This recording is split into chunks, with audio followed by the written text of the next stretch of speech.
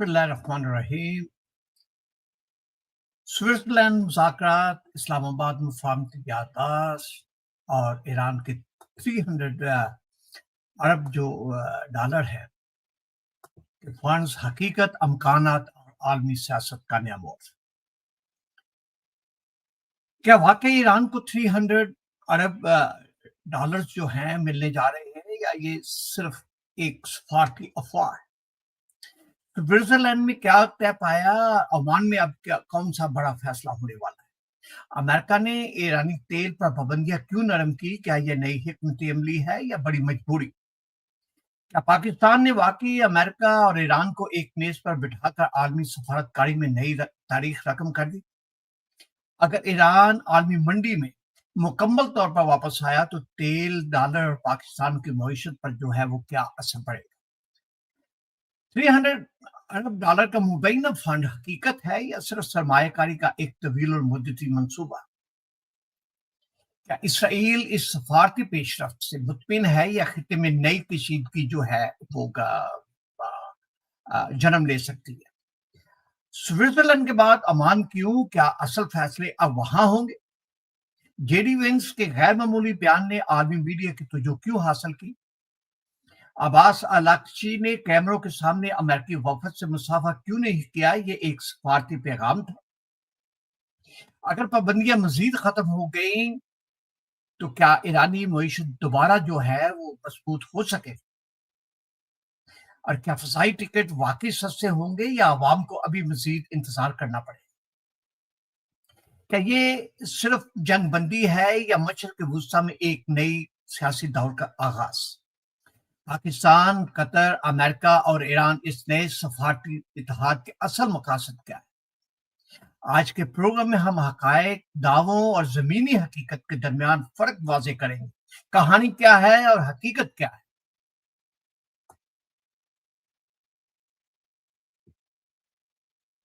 Switzerland के खूबसूरत इलाके बर्गनस्टाक में होने वाले हालिया मुज़ाकरात ने मशरक़ वुस्ता की सियासत, आलमी सफारतकारी और तवानाई की मंडियों को एक मरतबा फिर दुनिया की तवज्जो का मरकज बना दिया।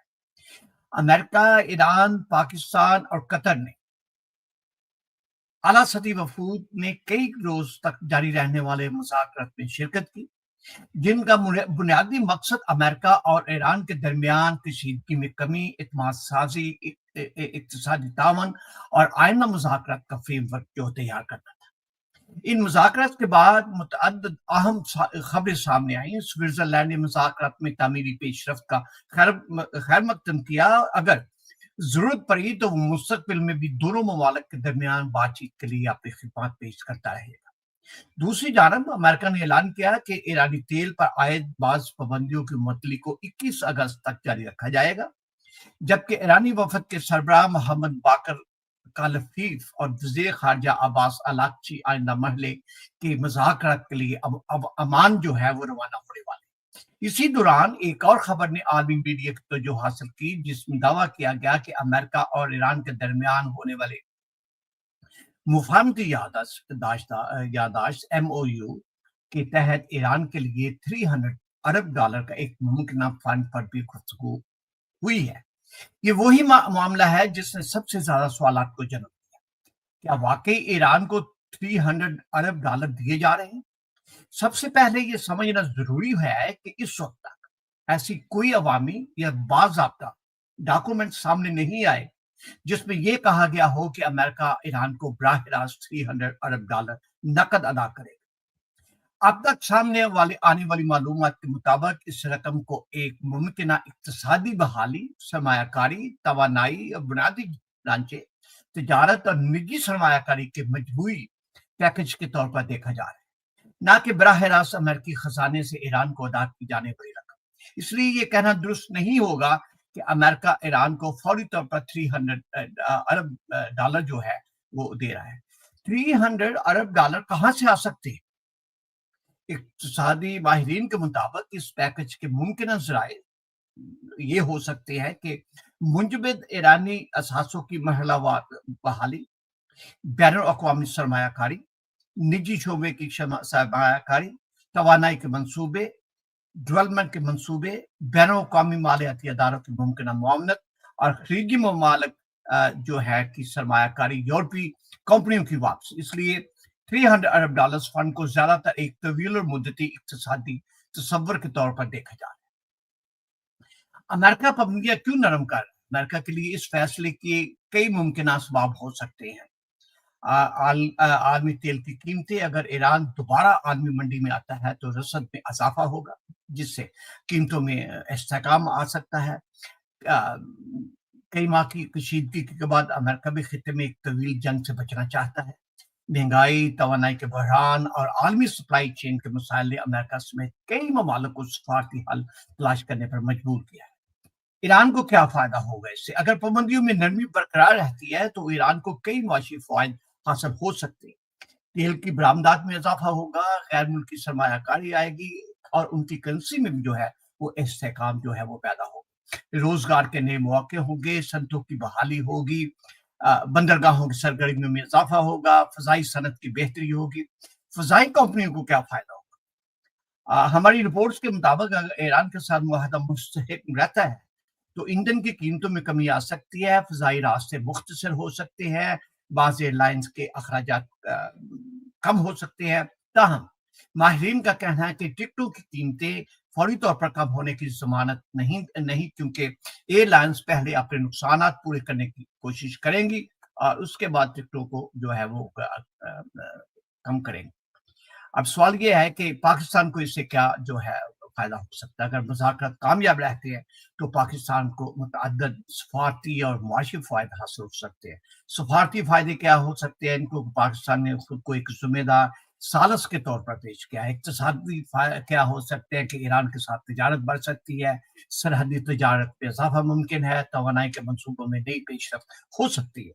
اگر پاکستان واقعی مذاکرات کے عمل میں مؤثر کردار ادا کرنے میں کامیاب رہا ہے تو اس سے عالمی سطح پر اس کی سفارت کی اہمیت میں اضافہ ہو سکتا ہے. اس میں ہم سوئٹزرلینڈ کے کردار کو بھی یقینی طور پہ کئی دہائیوں سے سوئٹزرلینڈ جو ہے عالمی تنازعات میں غیر جانب ثالث کے طور پر جانا جاتا ہے. اس مرتبہ بھی انہوں نے اس مذاکرات کی میزبانی جو ہے اس میں نہیں کی، بلکہ آئندہ مرحلوں پر بھی تعاون جو ہے انہوں نے کہا ہے کہ ہم تعاون جو ہے وہ کرنے کے لیے تیار. آج میرے خیال میں ہمارا انٹرنیٹ پہ کچھ سلو پروسیس میں جا رہا ہے، تو بیر ود اس. تو اب یہ ہے کہ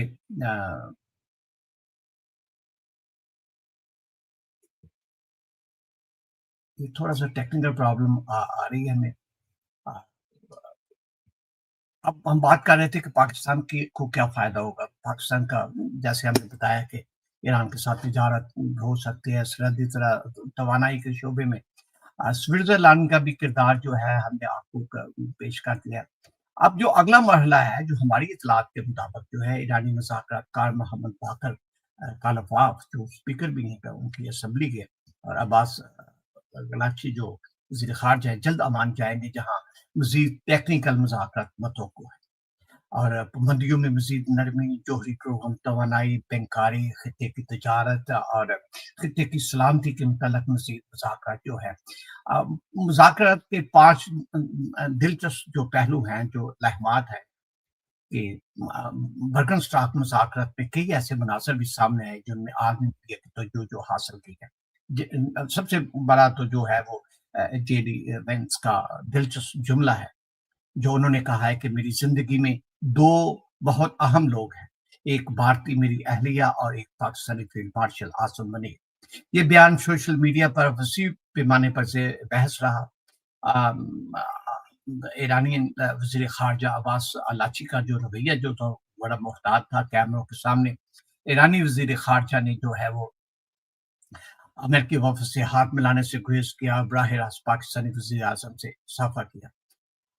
میڈیا کی غیر معمولی دلچسپی اس میں دیکھنے میں آئی ہے کہ دنیا بھر کے صحافی برگن اسٹاک میں موجود رہے اور ہر لمحے کو براہ راست نشر جو کیا گیا. پاکستان قطر کا مشترکہ کردار، دونوں ممالک نے رابطوں اور اعتماد سازی میں اہم کردار جو ہے وہ کیا ہے.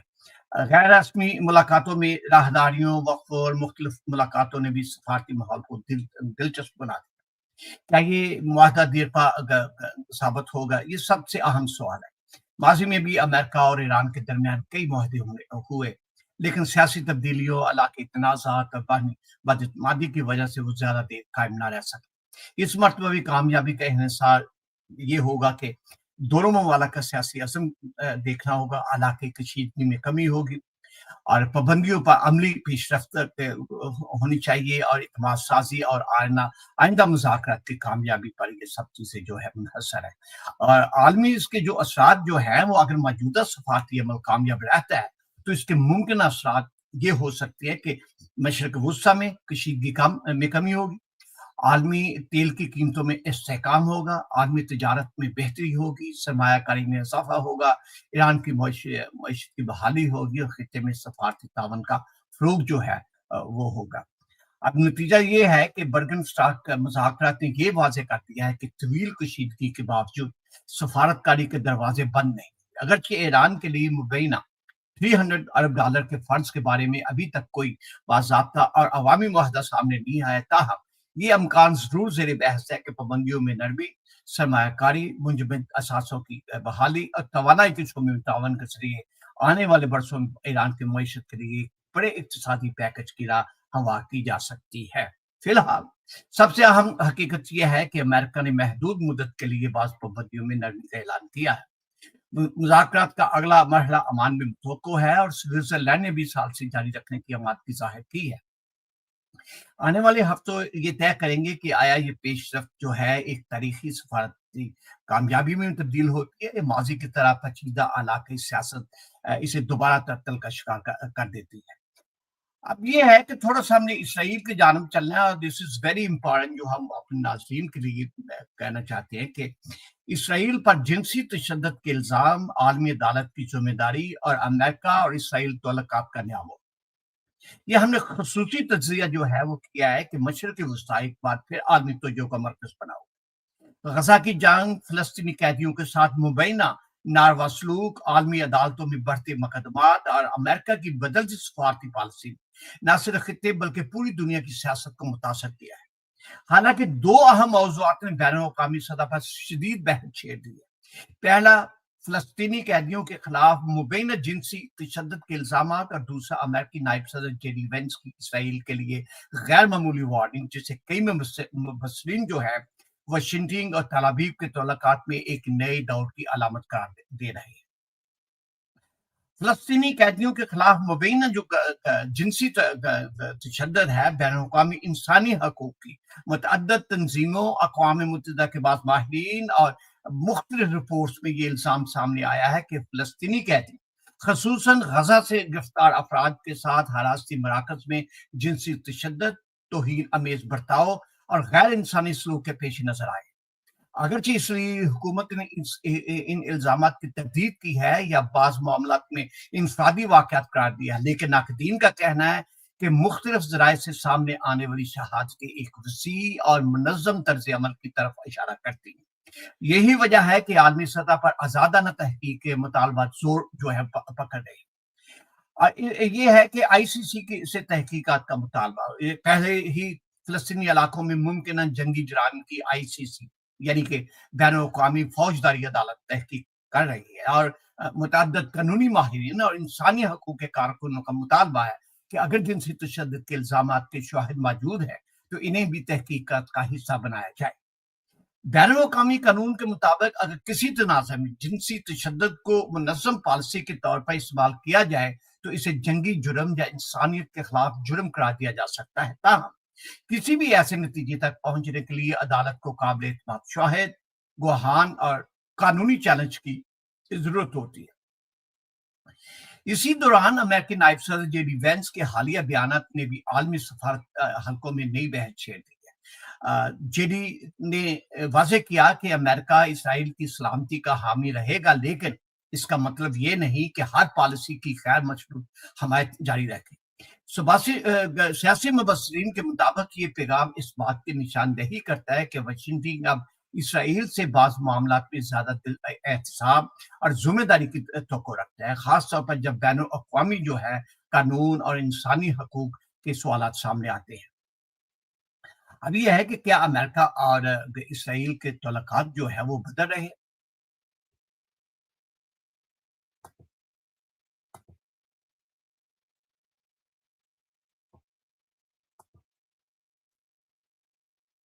امریکہ اور اسرائیل کے تعلقات کئی دہائیوں سے انتہائی مضبوط رہے ہیں۔ دفاعی انٹیلیجنس ٹیکنالوجی اور سفارتکاری میں دونوں ممالک قریبی اتحاد ہیں۔ تاہم حالیہ مہینوں میں بعض معاملات پر اختلافات سامنے آئے ہیں، جن میں شامل ہے غزہ میں فوجی کارروائی کی شدت، انسانی امداد کی فراہمی، شہری ہلاکتوں پر عالمی رد عمل، جنگ کے بعد غزہ کا مستقبل، ایران اور خطے سے متعلق سفارتی حکمت عملی۔ یہ ہمارا جو ہے نا وہ آج internet I don't know it's a different time پہ کر رہے ہیں، اس لیے اس کی ذرا تھوڑی سی خرابی آ رہی ہے۔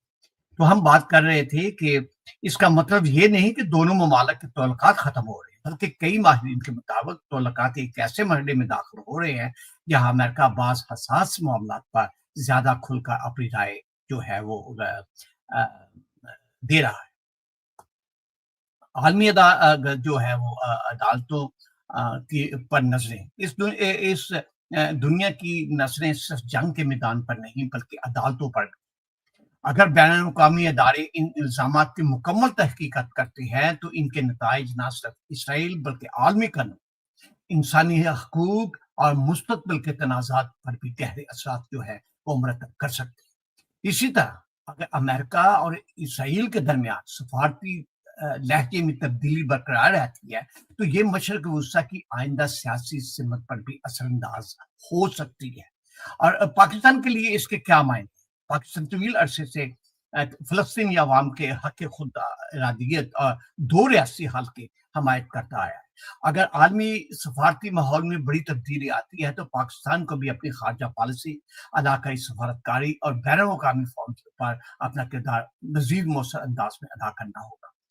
فلسطینی قیدیوں کے مبینہ جنسی تشدد کے الزامات انتہائی سنگین جو ہیں وہ پائے جاتے ہیں۔ آنے والے جو ہے وہ اور ان کے بارے میں کسی حتمی نتیجے پہنچنے کے لیے آزاد، شفاف اور غیر جانبدارانہ جو ہے تحقیقات جو ہے ضروری ہیں۔ اس طرح امریکہ کے بدلتے سفارتی لہجے نے یہ اشارہ ضرور دیا ہے کہ واشنگٹن اور تل ابیب کے تعلقات میں کچھ معاملات پر اختلافات نمایاں ہو سکتے ہیں۔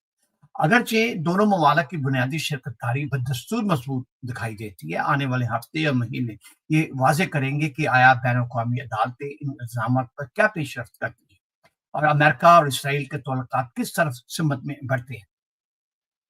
اب یہ ہے کہ امریکہ اور ایران مذاکرات جو ہے، اسرائیل، عالمی انصاف اور بدلتی عالمی سیاست۔ ناظرین کرام، آج کی گفتگو صرف امریکہ اور ایران کے درمیان ہونے والے مذاکرات تک محدود نہیں تھی، نہ ہی صرف سوئٹزرلینڈ کی برگن اسٹاک اجلاس یا عمان میں ہونے والے آئندہ مذاکرات تک۔ آج ہم نے اس بدلتی ہوئی دنیا کا جائزہ لیا جہاں بندوق کے ساتھ ساتھ سفارتکاری بھی طاقت کا ہتھیار بن چکی ہے، جہاں جنگ صرف میدان جنگ میں نہیں بلکہ عدالتوں، میڈیا، معیشت اور عالمی اداروں میں بھی لڑی جا رہی ہے۔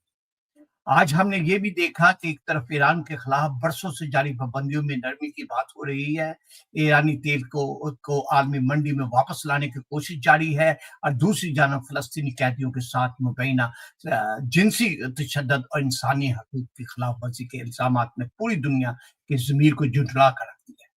سوال یہ ہے کہ کیا عالمی انصاف واقعی سب کے لیے برابر ہے؟ کیا طاقتور اور کمزور کے لیے قانون کا معیار ایک جیسا ہے، یا پھر عالمی نظام اب بھی سیاسی مفادات کے تابع ہے؟ اگر بین الاقوامی فوجداری عدالت، انسانی حقوق کے ادارے اور اقوام متحدہ اپنے ہی بنائے ہوئے اصولوں پر عمل درآمد نہیں کرا سکتے تو پھر دنیا کے مظلوم اور انصاف کے لیے کہاں جائیں؟ یہ سوال صرف فلسطین کا نہیں، یہ سوال پوری انسانیت کا ہے۔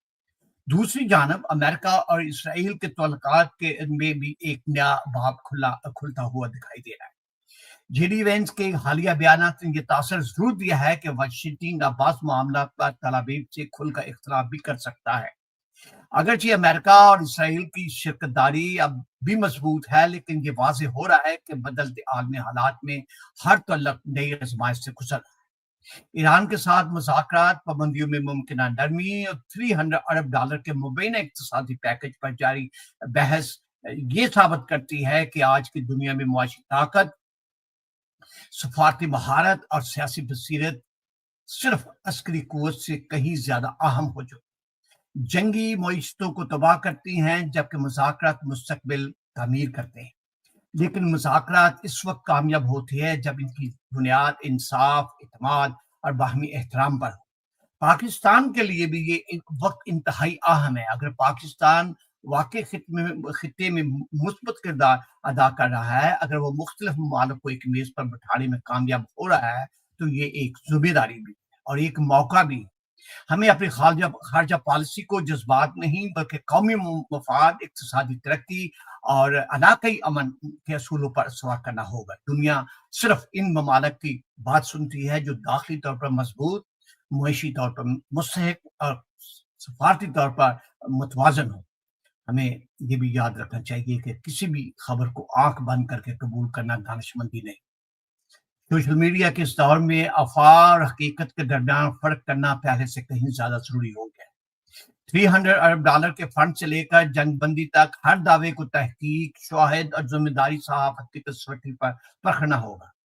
یہی صحافت کا فرض ہے اور یہی ہماری کوشش ہے کہ آپ تک جذبات نہیں بلکہ حقائق جو ہے پہنچائے۔ ناظرین، تاریخ گواہ ہے کہ طاقت ہمیشہ مستقل نہیں رہتی، لیکن انصاف کی آواز ہمیشہ زندہ رہتی۔ سلطنتیں بدل جاتی ہیں، حکومتیں بدل جاتی ہیں، اتحاد بدل جاتے ہیں، لیکن جو قومیں سچ، اصول اور انصاف کے ساتھ کھڑی رہتی ہیں وہی تاریخ میں عزت پاتی۔ ہم دعا کرتے ہیں کہ مشرق وسطیٰ میں خون ریزی کا سلسلہ رکے، بے گناہ شاہی محفوظ رہیں، یرغمالی اور قیدی قانون اور انسانی وقار کے مطابق سلوک پائیں اور تمام فریق ایک ایسے راستے کا انتخاب کریں جو مزید تباہی کے بجائے پائیدار امن کی طرف لے جائے۔ آخر میں اپنے معزز تمام مہمانوں کا دل کی گہرائیوں سے شکریہ ادا کرتا ہوں جنہوں نے اپنے علم، تجربے اور تجزیے سے آج کی گفتگو کو مزید بامقصد بنایا اور ہمارے پروگرام کو دیکھا۔ اور سب سے بڑھ کر میں آپ ناظرین کا شکر گزار ہوں کہ ہر روز لائیو وتھ خاور یوسف پر اعتماد کرتے ہیں، سوال کرتے ہیں، اختلاف بھی کرتے ہیں، لیکن سچ جاننے کی کوشش کبھی نہیں چھوڑتے۔ یاد رکھیے، خبر سننا کافی نہیں، خبر کو سمجھنا ضروری ہے۔ رائے رکھنا اہم ہے، لیکن رائے ہمیشہ حقائق کی بنیاد پر ہونی چاہیے۔ اس پیغام کے ساتھ ہمیں اجازت دیجیے۔ میں ہوں خاور یوسف، آپ دیکھ رہے تھے live with Khawar Yousuf USA television کی طرف سے۔